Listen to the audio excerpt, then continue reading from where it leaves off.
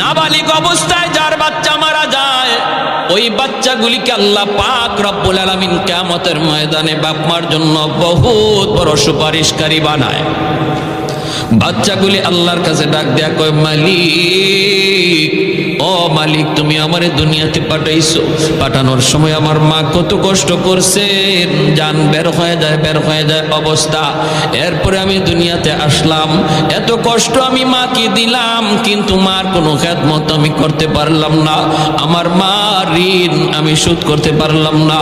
আল্লাহ, আজ যদি তুমি আমাকে জান্নাতে দিতে চাও, আমার মা বাবা সারা জান্নাতে যাইবো না, হয় আমার বাপ মার সাথে জাহান্নামে দিয়ে দাও, হয় আমাকে আমার বাপ মার সাথে জাহান্নামে দিয়ে দাও।